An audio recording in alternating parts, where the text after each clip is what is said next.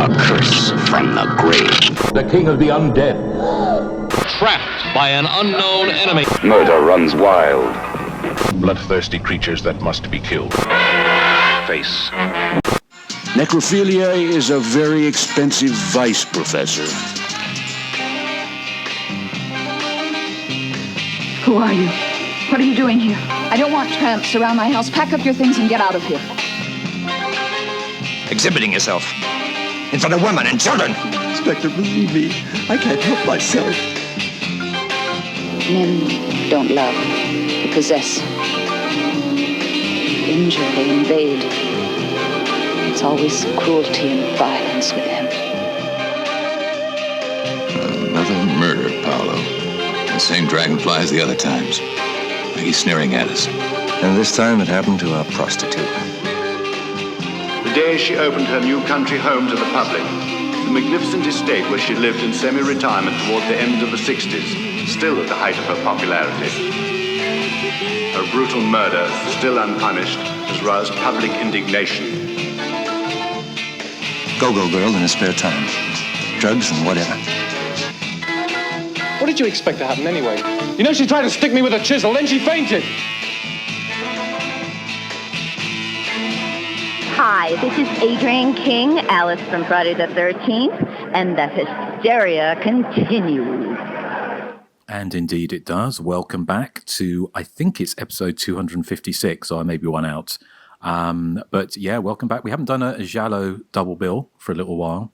And arguably, we're not doing one this time. But what we are doing is two Spanish films, although one of them is an Italian co-production, which are very, very much influenced by the giallo and could very much argued, and I would argue, they fit right into the canon of those wonderful early to mid-70s slasher thrillers that were so popular on the continent. So yes, we're covering The Corruption of Chris Miller from 1973 and also Dragonfly for Each Corpse, which is listed as being 1975, but I think it was shot in 72 or 73. So yeah, and of course we may hear some fapping noises coming from Ireland when we get to the second the second choice. Mr. Paul Nashi, I think, is probably would be vying up there with Bob Hoskins on Eric's Dreamboat list. Would I be right, Erik? He's not quite Bob Hoskins level, but he's getting there. He's maybe a tier below. Oh. He'd be like my starters before the main course, which would be Bob. He was buried 5 feet underground instead of 6. All my dreamboats are dead. Have you got any that are alive? I don't think so. Erik, how are you doing this fine morning? I'm doing very good. It's Paul Nashi, and his shirt comes off. I mean, yeah. Lots of shirts come off in this, don't they? They do. Yes. So, well, Erik will come on to that later. Nathan, how are you doing? I'm doing all right. Looking forward to speaking of two movies that I had never seen before. Oh, so you're a virgin in this instance? Yes. Pure as a driven snow. I'm in every aspect, actually. Yes, I don't believe that. But anyway, I will look forward to hearing what you think about these films, Nathan, a little bit later. And Joseph, are you looking forward to getting back into Giallo land? Yes. Wow.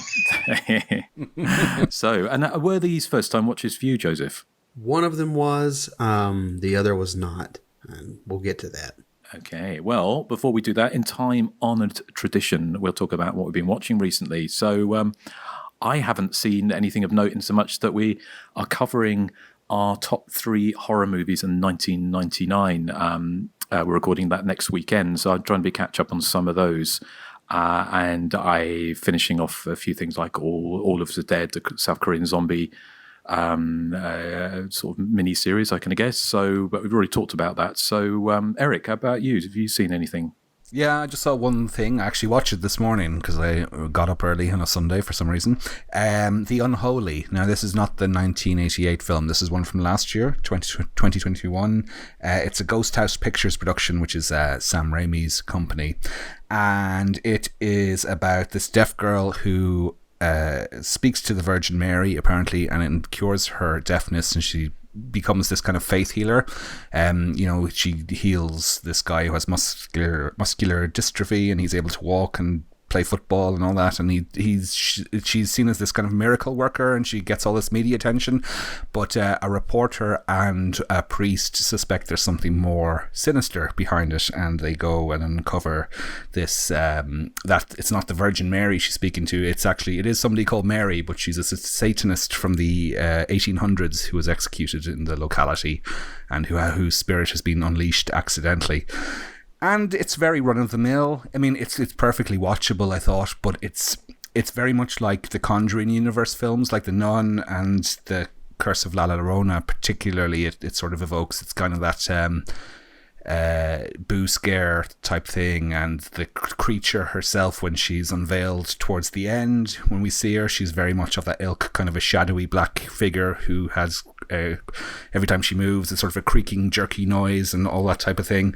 So it's very much seen it all before. I thought it was perfectly watchable. I had no problem with it at all, but it's kind of run of the mill. I think it might even be a PG-13 movie in the States. So it's sort of playing to that kind of market. But I mean, if you like the Conjuring universe films, and I think they're passable enough, then it's an okay watch. But I wouldn't be sort of rushing out to view it again. I mean, it has Jeffrey Dean Morgan in it, is the only sort of name actor in there. And Carrie Elwes is in it as well. So it has I think got a cinema release as well, even on this side of the pond, if memory serves me correctly. So it has a bit of money behind it, but yeah, kind of forgettable, but watchable, is my quote for the poster.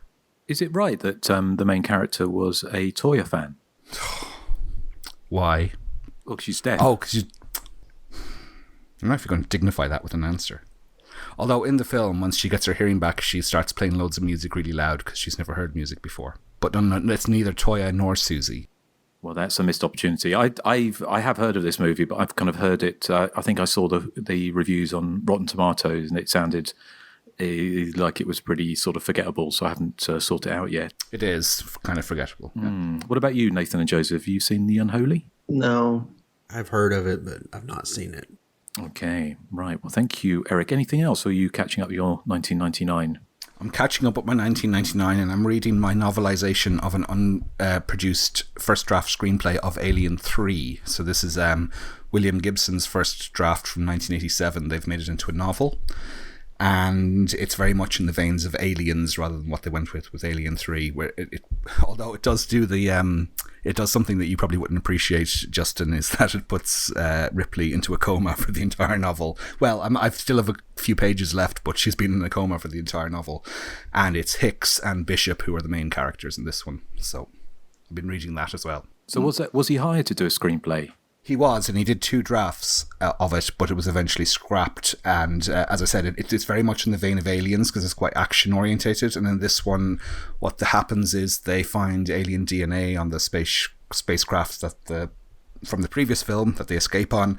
They do some experiments on it, and it mutates into a kind of a virus, so that if you pick up this virus, an alien kind of bursts out from within you. Like, the way I picture it, the way it's described in the novel, is like the way Freddy appears from within Jesse in Freddy's Revenge. Like your skin cracks and peels, and there's an alien underneath, which is an interesting idea. I'm not sure it would have worked. No. Who haven't I asked? Was it Joseph? Have you seen anything you'd like to tell us about?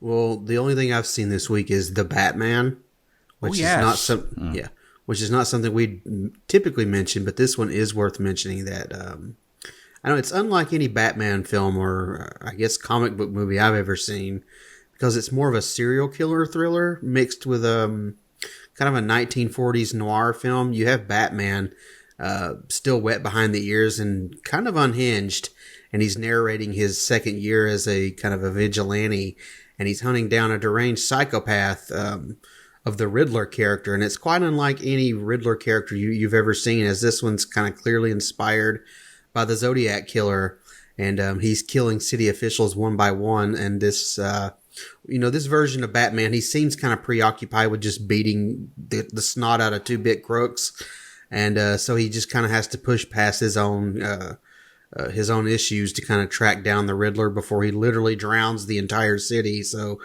the Batman, it pushes its PG-13 rating past the breaking point, if you ask me. And I'm surprised this wasn't rated R, as thematically it's exceptionally dark and morose. It's grisly and ugly, and it's as serious as a heart attack. But it's never po-faced like those whoever did that trilogy with Heath Ledger, Christopher Nolan. Yeah, Christopher Nolan. Yeah, it's never quite like that, as it knows that there's a kind of a sense of humor behind the Batman character, so it has some fun with that, and everyone kind of plays an airplane straight, deadpan. So the typical kind of comic book, aesthetics, they're traded in for this detective story feel. And you get a Batman who relies on those detective skills more than he does his high-tech gadgets. And it plays out as if it were helmed by like David Fincher or something, with the fits and spurts of action kind of more often than not fitting into that sort of mold. Issue-wise, it's of course overlong at 2 hours and 54 minutes. I mean, that's a long movie for any type of movie. The last 20 minutes are kind of more akin to your typical kind of Iron Man fiasco, I guess, but it's done reasonably well, and the lead up to this is so good that you don't necessarily mind the kind of the familiarity at the end there. So yeah, I'm not a comic book movie fan, but I always appreciate a Batman story when it's done right. And this not only was, but it's probably a contender for one of the best films of the year. It's definitely 100% a horror movie in my eyes, and shockingly enough, the near 3 hours actually kind of flew by. So, I mean, I was engrossed the entire time. Thumbs up for me. Sounds like it has a lot in common with that Joker film they had out a few years ago, which I surprisingly enjoyed. Yeah, it's kind of got that pseudo serious like tragic comedy tone to it, sort of. It's quite different from any Batman film I've ever seen. I really liked it a lot. Cool. And have you seen that, Nathan, yet, or is that not up your alley? It's probably would not usually be up my alley, but just the way Joseph describes it as more of a serial killer movie, I'm interested. So cool. Okay. Well, thank you, Joseph. Anything else? No, I think that's it for this week. Okay. And Nathan, how about you? I haven't seen anything except stuff we're going to be talking about. Okay, well, fair enough. Well, that means, because we're doing a double bill, and so it's probably not Eric's first double ender, but so here is the trailer for The Corruption of Chris Miller.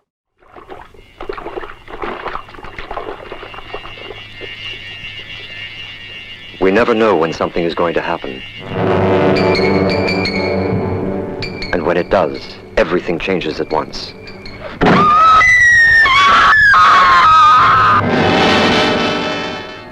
The Corruption of Chris Miller. Two women who hate each other, joined together to protect themselves from a mad killer.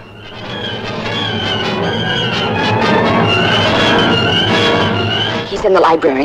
He can't have locked all the windows. There must be some way out. The Corruption of Chris Miller.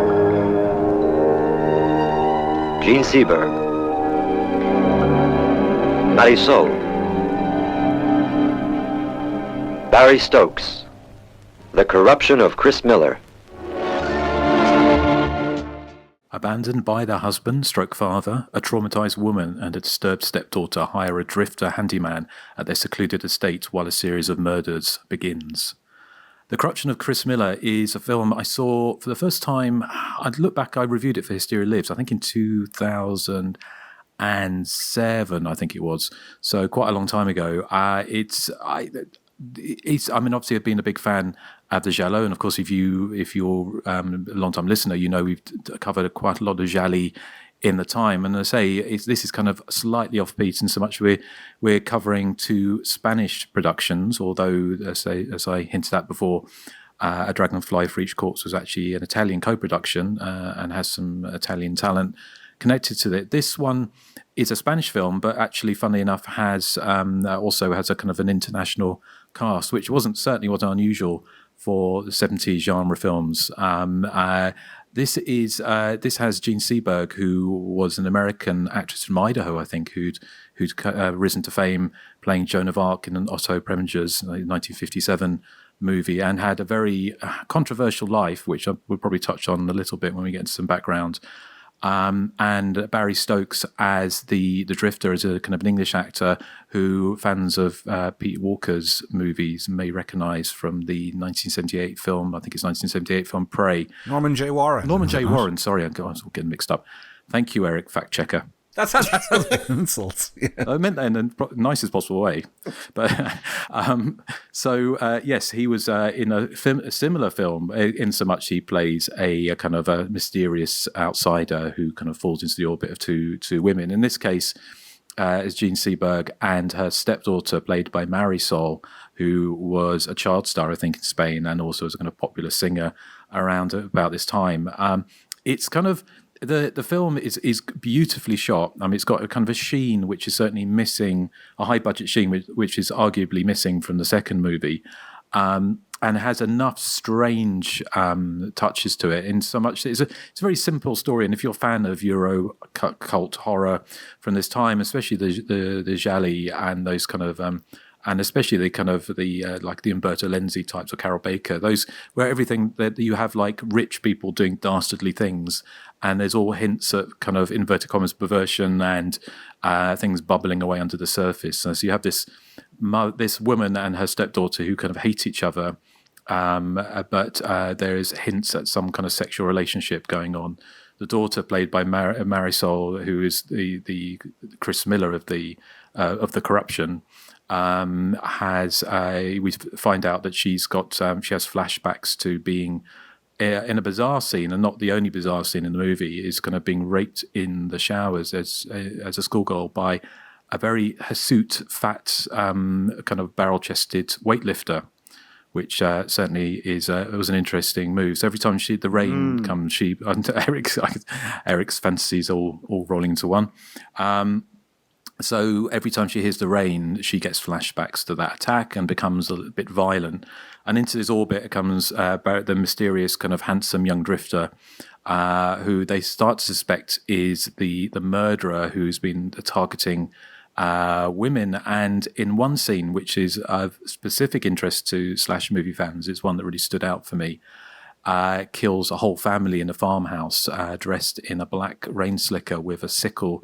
And he kind of gets into the house and then murders the family one by one. And it's a scene that certainly wouldn't be outside of a slasher movie, and certainly visually is very similar to the look of the killer in I Know What You Did Last Summer movies. So, I mean, it's got loads of strangeness. It's arguably it's a little bit overlong. It's just shy of an hour and 50 minutes. So there is a kind of slightly languid pace through the middle of the movie, which may make it a little bit of a, it may test the patience of some people. But I do love these kind of late 60s, early 70s movies where you have rich people who are all slightly kind of off center and do bad things to each other, but looking very glamorous as well. So, but it also features some surprising amount of bloodletting. And especially a scene towards the end where a man is murdered by two people with knives, which is very similar. It looks like it may have inspired a kind of the similarly gory murder in the later Spanish horror movie Vampires. So more to say on the movie, but I'd be interested to hear what you guys thought of the film. And Nathan, as this was your first time watch for this, what were your thoughts? Well, I will admit that it did take a while for me to really get into the film, because I mean, there's a great opening where the killer's kind of dressed like Charlie Chaplin, and it's very creepy the way, like he, like is very animated and everything, but won't talk. And the woman's sitting there kind of complaining at him, like, get out, I'm done with you, and all this kind of stuff. And even after he, suddenly attacks and stabs her with the scissors, he still, kind of does the whole silent Charlie Chaplin routine. And I thought that was kind of a creepy, eerie way to kind of open the film. And then, we're introduced to Chris and, her stepmother and, the basic storyline there. And, like the crazy scenes, like when she hears rain and suddenly she'll grab something and start stabbing a pillow to death. Well, I say to death, but a pillow's not alive. So it probably. Dirty pillows are alive. See? Yeah. There you go. That helps. So yeah, like their storyline I thought was good, but like you said, I did feel it was a little overlong. I kept waiting for another murder because to me the idea that they've got this drama going on in their house while there's a murderer roaming the countryside, but there's not really any murders until that spectacular Sickle family murder scene, and that just seemed to come out of nowhere. When that happened, I was like, wow, that's an amazing sequence. It kind of reminded me of The Burning, how you have just so many people getting killed like one right after another. And the Sickle is a very I don't know, it's a wild weapon to use. I thought the finale was interesting. I don't know about getting into spoil. I mean, we always spoil, but when they're burying the body and it gets covered up by the asphalt, but then like the pea pods or whatever start to grow up through the asphalt. Now, I have a friend who's a gardener, and they say that peas won't grow that easily. Oh no, that's ruined the film for me now, Nathan. And the movie to me, I think, is just very weird, but in a good way. Like the ending is very weird. How like Chris and what is her Ruth? What's the other Ruth? I don't know why I couldn't remember that. Chris and Ruth are sitting there by the pool and having this conversation that we don't even hear while the police are heading up, like towards their property. I'm imagining, and it's just a very odd scene, and it just kind of ends on that. But I mean, overall, yeah, I mean, I like the film. The only thing I probably would have done different is thrown in a few extra murders, like maybe within the first hour of the movie, maybe one or two, just kind of throwing it out there, the killer's still around kind of thing. Part of it did remind me a lot of Alien Prey because, it's kind of the two women and Barry Stokes, and he's like the one that's, come upon them. I mean, like that, all that part just seemed very similar, although here he's not an alien. He's just a guy that rolls around in the straw naked. But no, I liked it. It was good. Just a few reservations, but no, I enjoyed it. Excellent. Well, thank you. I'd like your, throwing the double entendre in there about Barry Stokes coming across two women. But so Joseph, was this the first time watch for you, or was it the other one? This is the first time watch for me. I thought I'd seen it before, but I hadn't. And I think there's a good bit of style here and there, and moments, some really good moments that shine, like that slasher movie sequence with the sickle. We'll get to that. But I don't know. I feel like the corruption of Chris Miller, I don't think it really adds up to anything other than a collection of moments for me. Like for every atmospheric shot of the house in a rainstorm, you get triple the amount of melodrama that seems to promise some sort of revelation, but it never delivers. Like the stepmother and daughter duo in particular seem to be harboring like a dark secret between themselves that I suppose they just didn't think the audience should be privy to. That's what it feels like to me. And so the movie becomes very frustrating in so much that you wait patiently for payoff, but you don't really get much of a payoff. The proto-slasher element, like I said, is really good, but sparse. And I like the fact that it ties to the main plot only by the fact that the leads are aware of the crimes.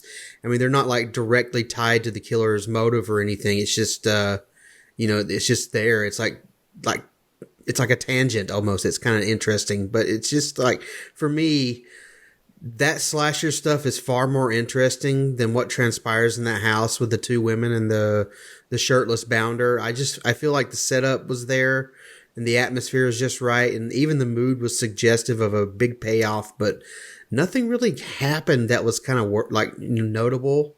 So it's like a miss for me. I mean, I certainly didn't hate it, and I can't say that I disliked it either. I just felt kind of strung along for the most part. And any sort of payoff was just, I don't know, of the so what variety. So, thumb sideways. Do you think if it had been directed by Umberto Lenzi or somebody who may have added up the sleaze factor, it might have? Yeah, it feels like it needed some kind of jolt like that, and it just wasn't ready to deliver on that. What about Michael Bay? Michael Bay, yes. Well, no. I think Nathan's suggestion of having a few more murders chucked in there would have helped. But Erik, did you identify with Chris Miller? I thought you'd be upset with the very first, the opening shot of this one, Justin, because the very first thing we see is some glasses of whiskey and an open bottle of J&B left out in the pouring rain. And you must have been thinking, oh my God, what a waste. I know. Well, they probably drank the whiskey and just filled it up with cold tea, didn't they? Yeah, that's what I was wondering, yeah. That's what you have to reassure yourself with, is that like when Charlie Bucket throws away the chocolate in Willy Wonka, the chocolate factory, I always think, okay, it's done chocolate, it's just a piece of wood, don't worry about it, don't lose sleep over it, but I do lose sleep over it. He threw that chocolate away as if it was nothing. Yeah, so this was a first-time watch for me as well. I had never seen this before, and I didn't read anything about it before I started to watch it, so I was kind of watching it with very, very fresh eyes, not knowing where it was going. I do love that bizarre opening. As Nathan was saying, there's just something weird about the killer dressed up as Charlie Chaplin, doing all the Charlie Chaplin shtick, whilst all the while not saying a word, and then he murders that stroppy woman who I think was probably more Inga-like than Chris Miller, the stroppy actress who he murdered at the start. And the opening, actually, it kind of reminded me of a Jean Rollin film called Requiem for a Vampire, because that opens with two silent women dressed up as clowns, and they've just robbed a bank or something, but it's just very eerie, the way that they're sort of dressed as clowns and they're sort of silent. And so it kind of reminded me of that kind of Euro trash vibe I got from it. But like with the others, like with Nathan and Joseph, though, I thought the film was very much of two halves. The first hour or so was quite ponderous and meandering, I thought, and it felt quite art house. I did get the Prey vibe from the film as well, probably just because Barry Stokes was the actor, but yeah, it just felt very Prey-like, the film. I'm wondering if Norman J. Warren had saw this before he made Prey. And for the first hour or so, I didn't really know what the film was actually about. You know, what was it about the absentee father and what happened to him? Was it about this woman who was murdered at the start? I didn't really know what the subject matter of the film was. So but I found that kind of intriguing, but also really frustrating. And I did find the pace really slow for that first hour. I mean, that Chris really does like to ride her bicycle through the woods. Oh yes, there's a lot of footage of her riding her bike through the woods. But you're saying Chris Miller is kind of Inga-esque. One thing I did note was that she delivers her lines, or well, the dubbing actress, whoever's dubbing her, delivers the lines in the style of Grace Jones' cover version of Private Life. And in the verse, she kind of speaks the verses, but it sounds exactly like Chris Miller does in this movie. I thought the second half really came to life, though. I mean, the murder of the family in the farm is outstanding. It's one of the best scenes in any giallo. You know, the killer in the rain slicker, the stocking over the face, looking really sinister. I mean, at this point, this is probably a spoiler, I was still convinced that I was just under the impression that was Barry Stokes. I didn't know there was supposed to be a mystery to the killer's identity. And when he goes to town with a small sickle, and as Nathan was saying, it's quite, there's something quite nasty about that particular weapon. And it's just expertly done. It felt like something from Torso or maybe a more murder-tastic giallo. And I just felt that from that point on, the movie really picked up and really grabbed me, and it had a surprise twist in the tail or two. I thought the two women attacking Barney with the knives done in slow motion was just a stunning artistic choice. It was really quite balletic, I thought. So when the film was over, I went back and watched it a second time to see if that first half would play any different for me. And, you know, it did. I suppose it interested me a bit more because where I knew where the film was going, but I still think it could have been shorn of a good 10 minutes, that section, if not more. Yeah, so whilst the first half is kind of slow, I think it's well worth sitting through to get to that sort of final 45 minutes. Because it's really well worth it, and it settles into a more sort of conventional thriller format in that second half, and I also love the fact that some peas are a crucial element in the film's finale, because I'm not sure that's ever been done before. which makes this kind of like a vegan giallo.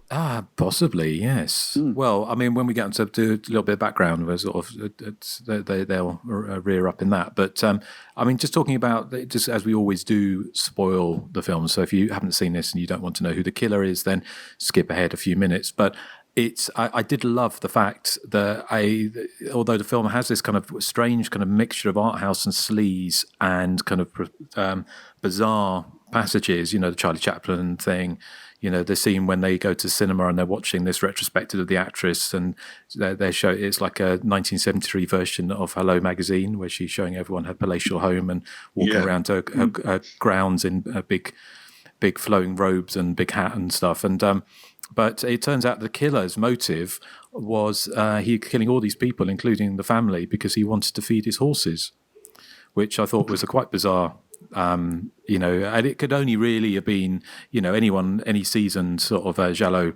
kind of viewer would have sort of twigged, why have we got this random character that everyone occasionally sees and waves at and says hello. And then they see him in the cinema, and it turns out that he's the killer. But he lives in this massive mansion with these huge stables, but he kills people just so he can steal a few dollars to buy some oats for his horses, which I thought was quite a strange motive. But did anyone else think that was a kind of a strange motive? I can picture you doing that because you've got like 47,000 cats. Well, yes. So if there's ever any murders on the island of Lanzarote, I think you'll be the first person I'll finger. Well, very possibly if there's some friskies missing. So, so anyway, well, let's as we've got two films to cover, let's have a quick look at some background on this movie. So, Erik, do you have anything for us? I've only have a tiny amount for this one. Juan Antonio Bardem, the director of this film, is actually the uncle of the famous international actor Javier Bardem from Skyfall, No Country for Old Men, and Dune. There was two different endings depending on which country you were in. Apparently there was a happy ending for the Spanish market where the two heroines get away with the murder, and then the international market included the ending where the peas growing out of the road signal to the police where the body is buried. And Marisol, which I think is a great name, but although it does sound like a disinfectant, her real name is Josefa Flores Gonzalez. That's all I have. Well, thank you very much, Erik. Nathan, have you got anything for us? No. Thank you. Joseph, how about you? Well, the background available on Gene Seberg alone is enough to fill 10 podcast episodes, but to make that as succinct as possible, she died under mysterious circumstances in 1979, and they officially ruled it a suicide, though she had been under consistent scrutiny by the FBI for her involvement with the Black Panther Party in the 1970s. So, of course, there is, I suppose, speculation there, but we'll never know. As for her time on the film, she was unhappy with a lot of the unflattering shots in the movie. Apparently, she endured a hellish 3-month shoot filled with bickering and sort of the he said, she said arguments that would derive from working on set with other people. But she was in near financial ruin, and her salary from the film would allow her to purchase an apartment at the time and help keep some of her coffers at bay. The IMDb states that The Corruption of Chris Miller was released stateside in 1976, but according to Gene Seberg's biography, and you guys feel free to correct me if you have conflicting info, the film didn't see a stateside screening until November of 1979 at a 2-day showing in New York at the Thalia on Broadway and West 95th Street, just a few months after Gene Seberg's death. The critics at the time praised her for trying, but further lamented down in the reviews that her perseverance and commitment to the sleazy material essentially added up to nothing. Let's see, my Dutch is extremely poor, so I may be slightly off with this, but it appears to have had a screening alongside the 1982 Chuck Norris film Forced Vengeance and the 1976 comedic road race caper The Gumball Rally in 1983 at a theater in Limburg, the Netherlands. That was a triple bill, and it was for patrons over the age of 16. It did get a pre-cert VHS release in the UK via Video Unlimited in an oversized clamshell, but no stateside VHS release as far as I'm aware. There is a rather lurid black and white cinema poster I saw under its original Corruption of Chris Miller title. You can find that on Google Images, but it has the headline, 6 brutal murders terrorize a town. Then it has the following caption just below that. It says, 2 women trapped alone in a locked house and a psychopathic killer is on the loose. And then at the bottom of the poster, just below an image from the film, it's of the 2 women stabbing the man. It says, see it with someone you can hold on to. And then there's another poster under it's Behind the Shutters, AKA, with a tagline that reads, when it rains, it pours blood. And this is a rather snazzy poster that features Gene Seberg and Marisol encased in the image of a sickle, with a silhouette just below of like people shielded from the carnage, like with their umbrellas. It's really neat stuff, but that's all the background that I have on the film. Okay, well, thank you very much, Joseph. I not a massive amount more to add, apart from it got a UK release, cinema release as Sisters of Corruption. I'm not sure what date that was, but so to answer your question, Erik, about Norman J. Warren, had he seen this movie, then he very may well have done. It was actually shot. I'm sorry, hopefully not repeat anything you said, but it had a budget of $1 million, which is quite a healthy budget at that time. And I think it's, you actually, the cinematography in this is kind of outstanding. It definitely has that kind of medium to high budget kind of sheen to it, which is in stark contrast perhaps to the second feature we're going to look at today.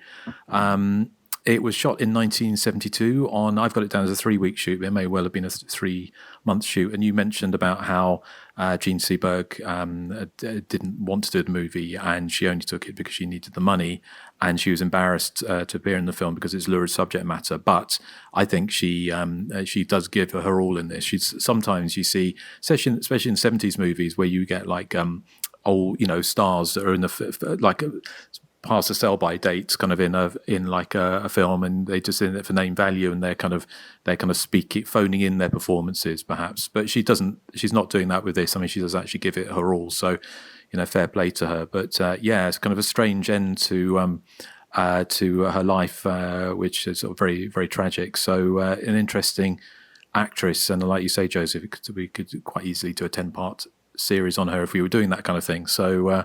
But I think that is all I have on this. So are we going to do like the feedback from after the second one, as in we'll see what people thought of the double bill? Yeah, because I've got it all lumped together. Okay, well, fair enough. Well, in that case, let's move on to our second feature, which is the Paul Naschy vehicle, or Paul Naschy's film, A Dragonfly for Each Corpse. Now, I couldn't find a trailer for this, so what I've got is some dialogue from a party scene where they're discussing kind of what's happening. So, I understand your obsession. It's your profession. Bloody dragonflies. Thank you. Yes, they're done with minute detail. I'd say they were made with a great deal of pleasure. The killer soaks them in the victim's blood and leaves them as a calling card. You know, that reminds me of the ancient Chaldean rites. Chaldean? Yes. In that ancient civilization, the Chaldean hierarchy had the custom of punishing by marking with a dragonfly, which was sewn into the clothes of prostitutes, homosexuals. Yes, anyone they considered to be immoral. It was like a brand which differentiated them from the others. If the crime was serious, or if it were repeated, the guilty ones were torn to pieces. The mark of the dragonfly was taken by soaking it in the blood of the guilty and hung on the walls of the temple. I don't know, as a warning, undoubtedly. Oh, how beastly. They were barbarian. Take care, Victorio, because it seems that one of those barbarians is still on the loose. Well, in that case, I don't suppose you'll get away, will you, darling Ingrid? Poor Victorio, she's not like that, you know. And besides, it's not nice to tease. Anyway, nobody has to take offense. We all know one another. And the truth is that in our refined society, there are many who have the sufficient merits to have the badge of the Chaldeans sewn upon them. Isn't that true, Mr. Architect? You, my dear Edmundo, would know better than I do. There are certain places which you frequent, and I don't. Certainly. There are still different classes. A killer is cleaning up the streets of Milan by murdering those considered as deviant. An ornamental dragonfly soaked in the blood of the victim is left on each body. That's a very economic description from IMDb for a dragonfly for each corpse, starring Paul Naschy. And of course, if you have even a passing interest in Euro horror, 70s Euro horror, you will know of Paul Naschy. He was kind of the one-man powerhouse of Spanish horror cinema. Not the only person making horror movies in Spain, but certainly probably the best remembered now. So he had made... obviously, he'd done his werewolf, his vampire movies, his Hunchback of the Morgue movies, all these kind of movies. He's tried his hand at lots of different horror staples and also some sci-fi and also some dramas, including, I think, a gender reassignment sort of drama as well. But this was his third and final attempt at the classic period of the giallo. He'd done Seven Murders for Scotland Yard, and also The Blue Eyes of the Broken Doll as well, earlier to this. Now, this one was probably the most akin to like what we would generally think of, the kind of the glory days of Argento, the kind of the giallo killer targeting these people one by one, bumping them off. Although in this movie, the killer wears some rather natty red flares, which kind of brought to mind the kind of killer in Umberto Lenzi's Eyeball, in the kind of the red Pacamac. So that was a bit unusual, but this was a kind of Spanish-Italian co-production, and it featured people that had mostly seen in Spanish Eurocult and Euro-horror movies, but also Paul Naschy playing the very gruff policeman here, who has possibly inspired by those kind of Dirty Harry kind of type movies, where he has some sympathy for the vigilante who's killing off what he sees as deviants, which kind of drug users, sex workers, etc. But he also has a kind of like a softer heart, and his girlfriend, played by kind of Italian horror sort of stalwart Erica Blank, who was in The Night Evelyn Came Out of the Grave and sort of a good number of other Italian genre movies around this time, who has a habit of playing amateur sleuth, which of course is another kind of cornerstone of the giallo, but she does it basically topless in bed, which I thought was a fun touch. But interestingly, the film is, although it has this whole thing about deviancy, there's the character, there's Paul Naschy and his girlfriend's characters are friends with a group of kind of jet setters, I kind of guess, in Milan, which of course mostly are just Spanish actors in not particularly convincing, not looking like it's in Italy but in Spain. That we heard in that sound clip, they're discussing the killer and why the killer is doing what they're doing. But the group of friends find themselves falling victim to the killer as well, and perhaps, and we'll find out later, that one of them may well be the killer themselves. But interesting, the film, although it plays with this idea that this vigilante is cleaning up the streets, in inverted commas, by getting rid of what they term as undesirables, the film has a kind of positive and a kind of progressive streak to it as well, in so much the character Vittorio, although he does die, but of course it's a giallo, he is just, again, possibly kind of influenced by Dario Argento's use of gay characters, like films like, I think is it Four Flies on Grey Velvet, or is it The Cat o' Nine Tails, when there's the gay private eye, who it's not made a big deal of them being a gay character. They just happen to be a gay character within a giallo, and Paul Naschy's character is kind of very fond of them. So that seemed to be quite progressive for a film where you have a naked sex worker eating an apple in the coffin, has her hand chopped off. So it's kind of a real mishmash, but it's just like it's whereas The Corruption of Chris Miller is perhaps a bit art house in some places, this is going definitely for the kind of crowd pleasing, over the top giallo thrills. So you've got these fabulous characters. There's so much 70s cheese in this. You've got a severed head in a box for someone's birthday. You've got a drag queen being chased through a fairground and being killed on a roller coaster. You've got a killer who keeps all their murder weapons still bloody in a wardrobe next to their kind of cha-cha heels. It's kind of, it has it all. What it doesn't have, perhaps arguably, is it doesn't have the budget in so much that it looks, sometimes its low budget shines through. But this, when we're talking about films like Eyeball, is of that ilk. It's a lot of fun. Paul Naschy is very likable in this, so is Erica Blank.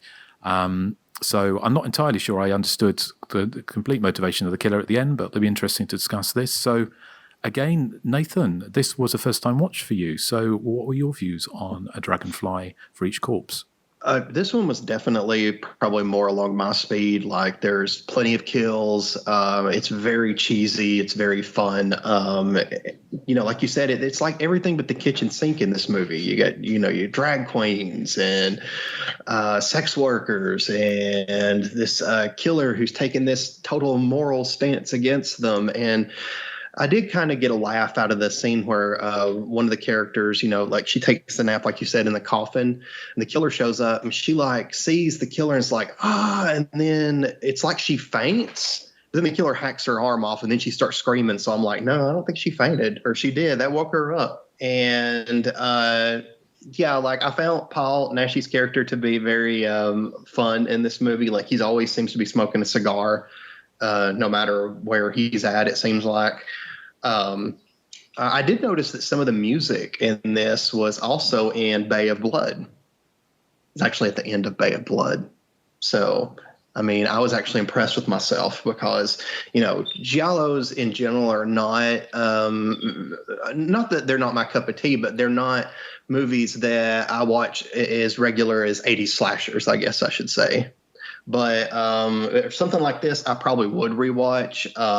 Like something like Eyeball, it's over the top, fun, ridiculous. Like you, I was hoping one of you guys could shed some light on me about the killer and the motivation and stuff, because I got at the end, when Sylvana was there, like in the killer's lair and finds, the weapons and all that stuff. I got all that, but, this is another movie where I didn't guess who the killer was, which is probably terrible. It's probably you all three of you guys probably did guess it, but I did not.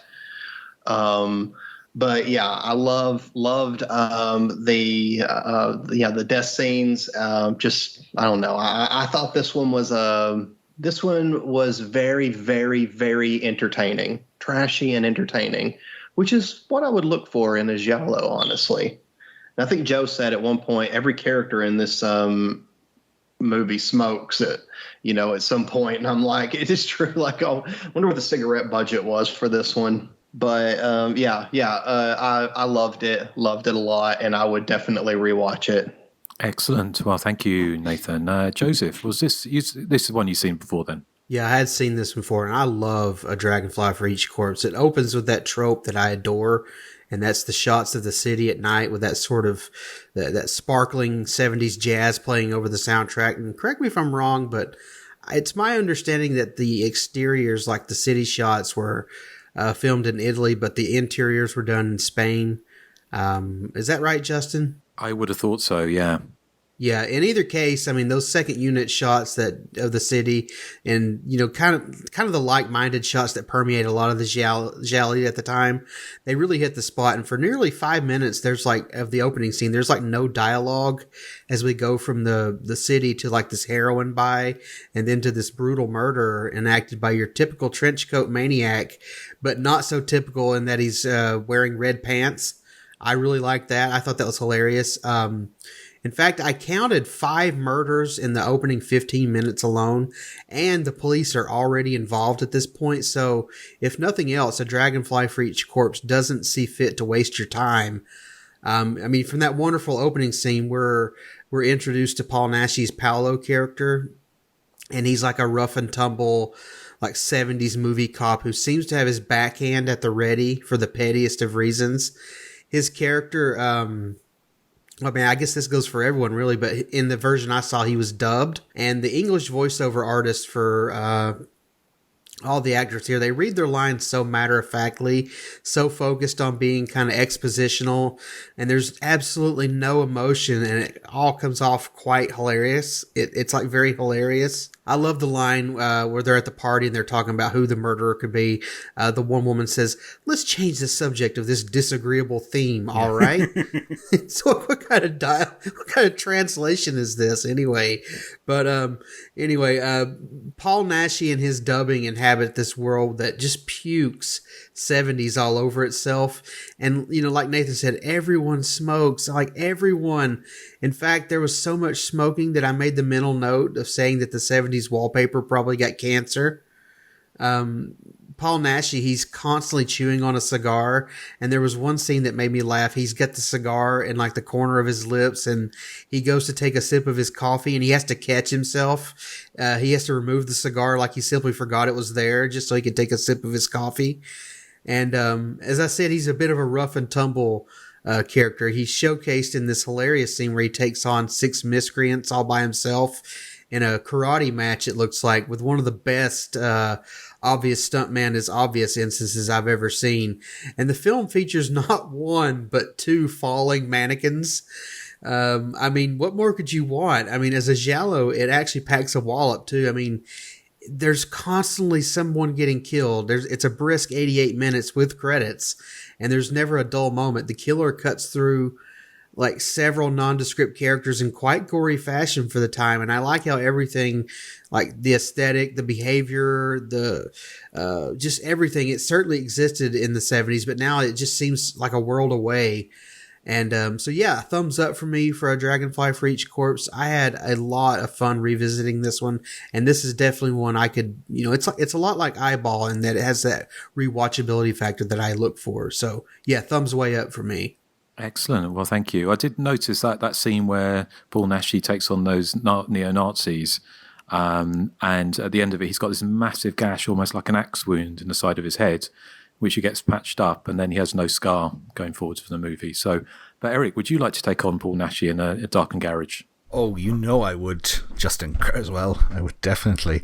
Yeah, I love A Dragonfly for Each Corpse as well. And Nathan, don't feel too bad that you didn't guess the killer, because not only did I not guess the killer, but I've seen this film at least 3 times in the past, because I have it on Blu-ray.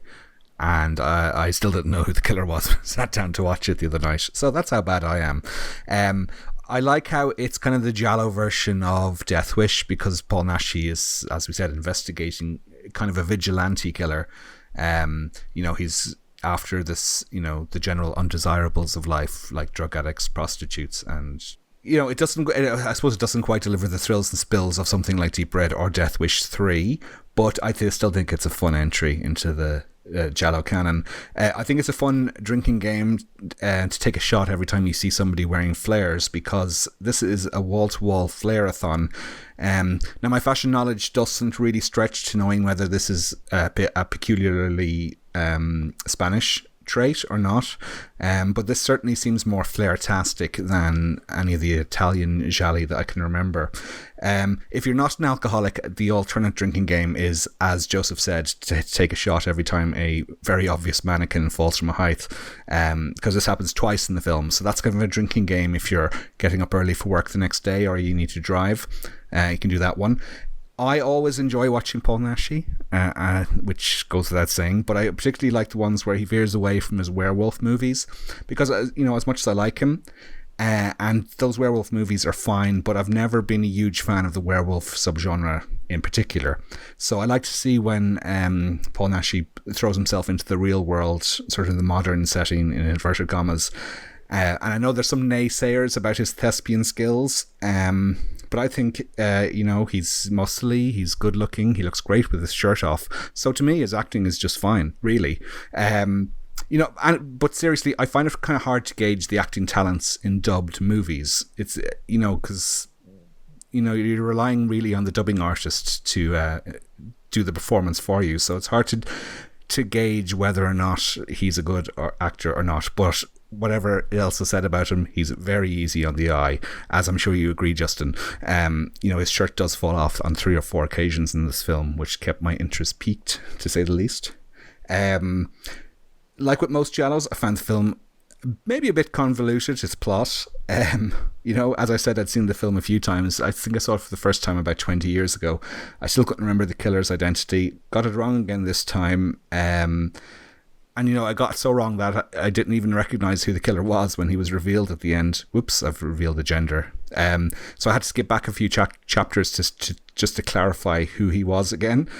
Because there are a couple of characters in it who look quite kind of similar. And there's so many characters and you don't really get to know their names as such. As far as I know, doesn't the killer only appear in the party scene? He's the architect, isn't it? Yeah, and he's in the golf scene as well, I think. Okay, I must have forgot about him in the golf scene. But, yeah. But the character that does stand out is, of course, Vittorio as the I don't know, some might see it as offensive stereotyping. I find it just kind of funny stereotyping of a sort of gay fashion designer.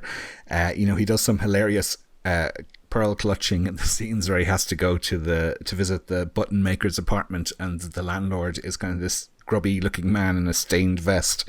And Vittorio wouldn't normally be my type, but he sure does look good in those red underpants.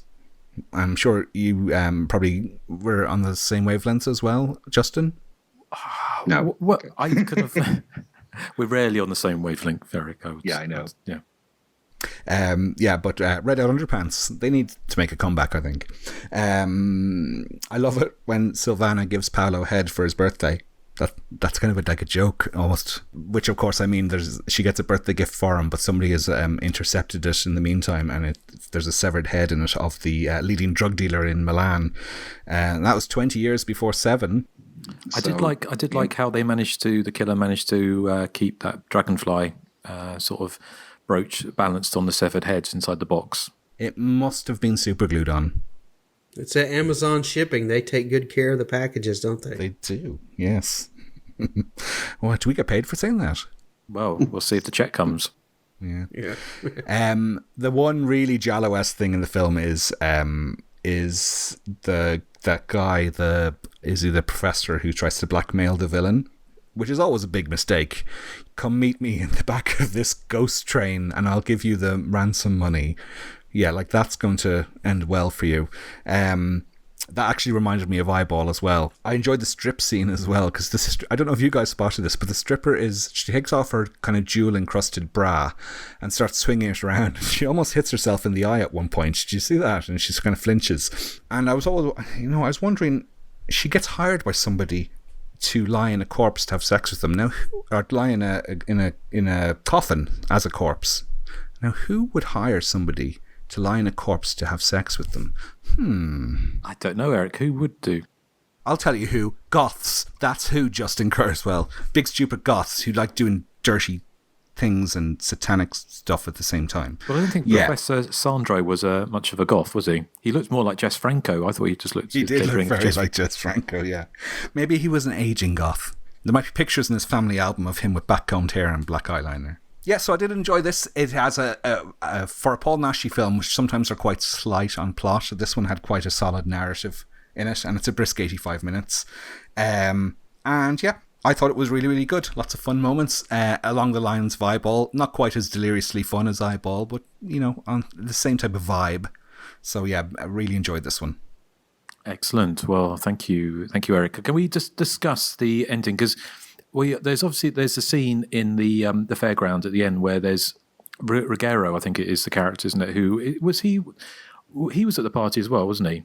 Yeah, he has shades on, I think, or those tinted glasses rather than shades, I suppose. He has on in the party. Because it just turns out randomly that he's working at the fun fair as a kind of a Victorian drag queen. Sort of like Hinge and Bracket. He's kind of wearing a sort of long... He's performing in front of an audience we don't see, but then he goes running off through the fun fair being chased by Paul Naschy. I kind of lost the plot, literally, at that point. What was... He obviously wasn't the killer, but why was he shooting at the police? We met him earlier in the film, and he is some kind of gangland person. So... because she goes to meet him in a pub or something earlier in the film. But I do love his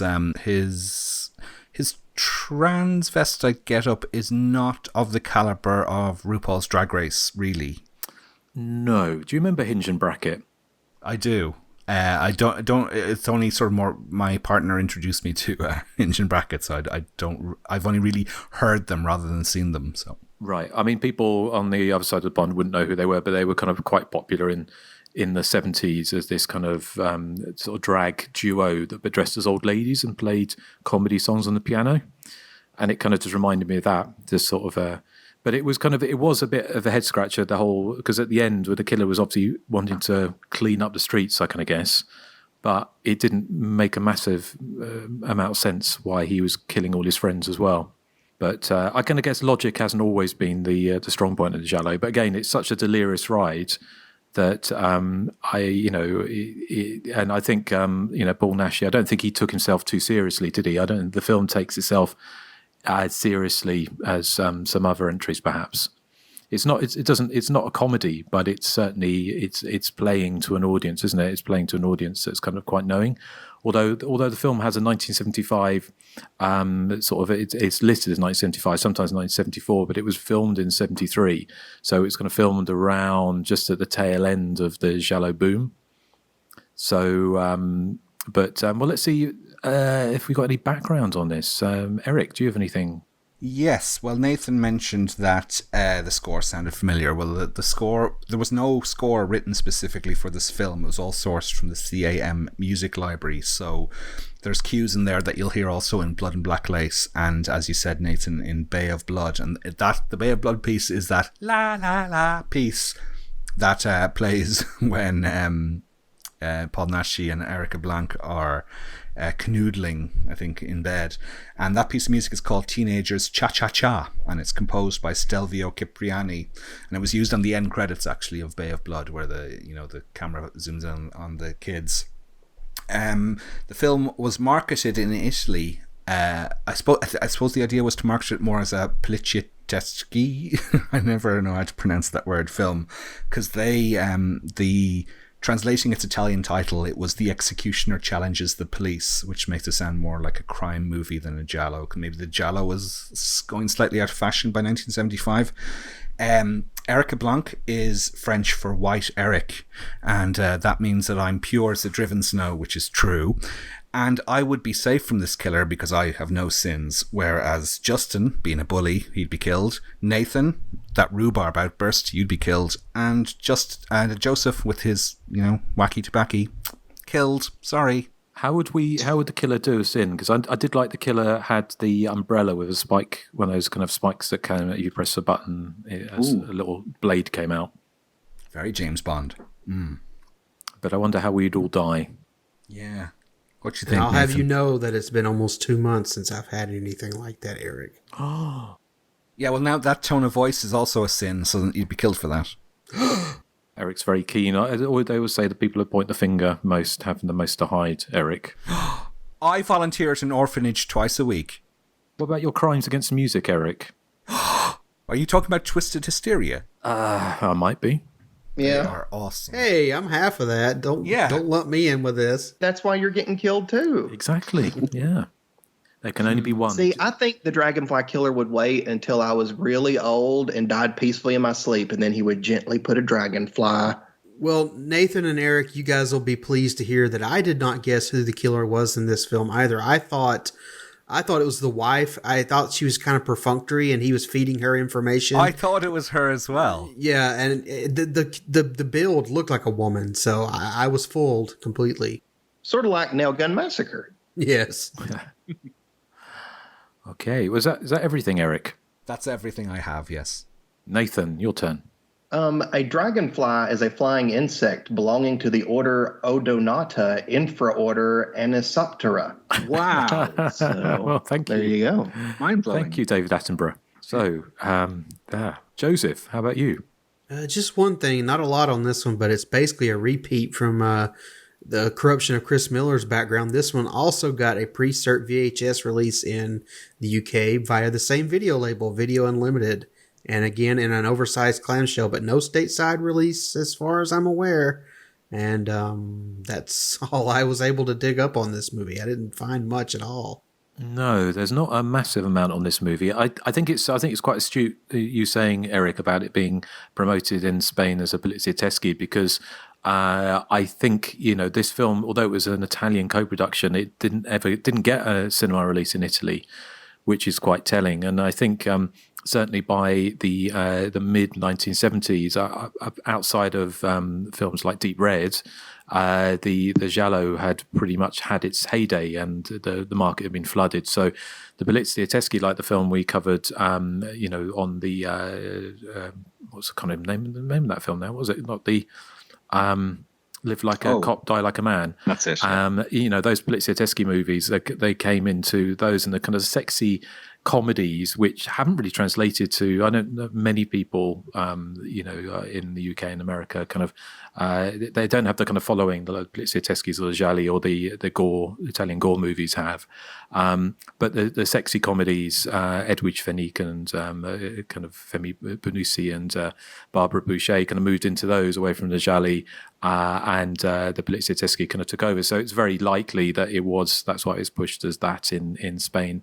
And I did look up some Italian newspapers, and it was listed as being on TV there, but it didn't appear to get a cinema release. So Nashi worked with Leon Klimovsky, who was an Argentinian director who was a trained dentist before he got involved with movies, and he made 9 horror and action movies with him. Leon Klimovsky also did the wonderful Vampire's Night Orgy, which has got a poster of. He said he was one of his favourite filmmakers, but he said that Klimovsky always liked to do things on the cheap, and I think you can see that there. And he said if he could save any cut corners or save money anywhere, he would. And I think Nashi was always kind of struggling on budgets. Sometimes he would have liked to have been working with bigger budgets, perhaps. Interestingly, like Paul Nashi, this is his last giallo, but I don't know if you guys have ever seen a film he made or he was starred in called School Killer in 2001, which was a kind of it was a kind of post-Scream kind of slasher sort of movie, a Spanish movie directed by someone called Carlos Gil. I don't know if you guys have ever come across that. No, I saw it when it came out, but I don't remember anything about it. I think they made a sequel, or they marketed it as a sequel to Scream in some territories, but I could be wrong. Yeah, I mean, I haven't seen it. Yeah, I haven't seen it. I can't remember. I was meant to look up to see if I'd reviewed it on the site, but yeah. So I mean, unfortunately, like all Erik's great loves, is Paul Nashi passed away some time ago. I know. So, yeah. So anyway, that was our Spanish. Just to say about the background to this film is that I have Paul Nashi's memoirs. It's called Memoir of a Wolfman, I think is the title. And this film gets one line in it, and it's just that. And then I made a film called A Dragonfly reached Corpus in Milan, and it was quite good, basically. And that was all that was in it. Yeah, and then there's a commentary by Troy Howarth on the Blu-ray. But it's more it's a very good listen, but it's more an overview of Nashi's career rather than anything specific to that particular film, which just leads me to believe, because Troy Howarth wrote actually a book on Paul Nashi as well, and so there must be just an absolute void of information out there for this particular film. Yeah, well, it sounds like if it sat on the shelf for a year or two after it was made, and sort of it obviously didn't live up to what they were hoping, so maybe that explains why there's so little on it. So hopefully one day we'll dig up some more. But I hope you enjoyed that sort of trip down to Spain, my current home country, for their giallo flavoured thrillers from the 1970s. So talking of, as it's a double bill, Erik has warned us in advance he does have 2 jokes of the week. Mm-hmm. Do you want to play the jingle twice? If you want, yes. Well, let's play it first. What are you going to do? Corruption of Chris Miller first? Yeah, I'll do Corruption of Chris Miller first, yeah. It's my joke of the week. It's so fantastic. What did the director of The Corruption of Chris Miller do when 2 people engaged in fisticuffs in his pub? He barred them. He barred them. Barred them. Because his surname is Bardem. Oh. Well, let's see if you can save your reputation with the joke for Dragonfly. It's my joke of the week. It's so bright and fantastic. This film came very close to being banned in the UK. At one point, it was one of the video nasties. The video nasties. The video nasties. That was very good and punny. Thank you. Thank you very much. You only got 3 bongs on the sad trombone for that one, Erik. So that was definitely, thanks. I think that was the winner. Good. Well, I'm glad you enjoyed one of them. Well, thank you. So, well, let's find out what was the consensus on the group, Joseph. Well, only 17 comments overall, but both sides of the coin for each movie. Jason Birchfield says of The Corruption of Chris Miller, I love The Corruption of Chris Miller. I didn't really know anything about it going in and only watched it on a whim, but it blew me away. And holy hell, I don't know how to pronounce this. Thermish Katz says of The Corruption of Chris Miller, The Corruption of Chris Miller is as entertaining as a fart in a crowded elevator. So that's feedback for The Corruption of Chris Miller there. Yeah, very harsh. 2 sides of the coin, though. Of a Dragonfly for Each Corpse, Tim S. Turner says, both films have merit, although I'm partial to any film with Paul Naschy devouring a cigar in every shot and Erica Blank being Erica Blank. A Dragonfly for Each Corpse is a lot of fun, especially with that goofy gimmick of the dragonfly pin on each victim. James Corderay, however, says, I cannot stand Paul Naschy or his fat 65-pound head. He has the charisma and acting ability of a hemorrhoid. Erik, take some sniffing salts. I think I should. Harsh. If I read out the contact details, would it make much of a difference these days? You guys know where to find us. And hey, Google is your friend if you don't know where to find us. We're on Patreon, Facebook, Twitter. We're everywhere. So just Google search The Hysteria Continues and find us up your favorite alley. Indeed, yes. And so we'll be covering the top 3 of 1999 this month coming. And what else are we covering on Patreon this month? So we did Romy and Michelle's high school reunion. We're doing Wild Things, and the Fango flashback. Yes, plenty to discover on our Patreon. So do join us over there if you'd like a little bit extra of the Hysteria Continues. So, and what are we covering next time? Whose choice is it? It's my choice. And I was thinking, okay, last time we did Memorial Valley Massacre, kind of a low-budget movie. We did 2 sort of semi-obscure Spanish giallo for your pick, so I thought maybe we should go a bit more mainstream. So I'm going for the next in the Freddy series that we have to cover, and that is Wes Craven's New Nightmare. Oh, okay. I'll be interested to revisit that. So thank you very much. So yeah, join us next time for that. We go back to revisit Freddy Krueger. So I was trying to think. I was thinking, is there a Susie song that I can play for Erik, because I know how much he loves her, that has anything to do with dragonflies or corruptions, and I couldn't think of any. So I'm going to just go, I think, can we just play a little melody of the music for a dragonfly for each corpse? La la la la la. I can't remember how it goes, but it goes la la la. La la la That's la. Yeah. The bit from the end of Bare Blood, which was cribbed for this. I think we'll just in tribute to Paul Naschy and Stelvia Cipriani. So, okay. You could play Sex on the Beach by Moose T, because or whoever sang Sex on the Beach, because that's what I want to do to Paul Naschy. Well, you save that for your own one, Erik. Right, well, thank you for listening to the Hysteria Continues. I hope you enjoyed another Giallo double-ender. And we'll be back next time with Wes Craven's New Nightmare. So, thank you for listening, and say goodbye to the good people. Bye. Goodbye. Ciao. Bye.